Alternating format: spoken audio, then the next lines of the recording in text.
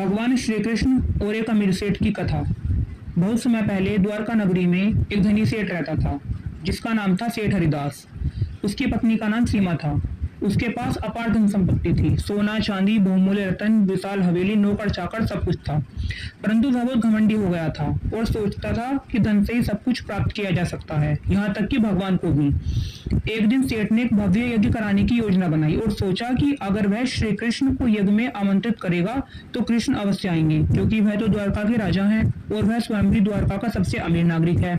सेठ ने एक सुंदर सा पत्र लिखवाकर श्री कृष्ण को आमंत्रण भेजा। पत्र में उसने लिखा, हे कृष्ण, मैं द्वारका का सबसे अमीर सेठ आपको आमंत्रित करता हूँ, मेरे यज्ञ में पधारने के लिए आइए।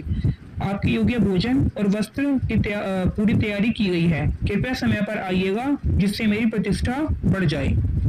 श्री कृष्ण ने पत्र को पढ़ा और मुस्कुराए। वे बोले, यह सेठ मुझे नहीं अपने अहंकार को बुला रहा है। सेठ ने यज्ञ की पूरी तैयारी की। मंदिर में उसने यज्ञ की व्यवस्था कराई, भोजन पानी सब कुछ तैयार किया, परंतु समय बीतता गया और भगवान श्री कृष्ण नहीं आए।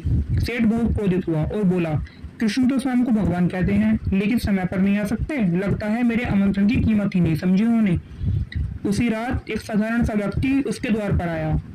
उसने कहा, सेठ जी, थोड़ा भोजन मिल सकता है? सेठ ने उसे घृणा से देखा और कहा, तू कौन है? जा यहाँ से, आज मेरा यज्ञ है, किसी भिखारी के लिए समय नहीं है मेरे पास।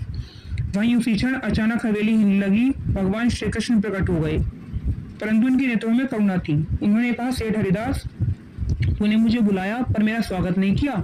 मैं उसी साधु के रूप में तेरे द्वार पर आया था, तूने मुझे दरवाजे से भगा दिया। धन से नहीं, भक्ति और विनम्रता से भगवान को पाया जाता है।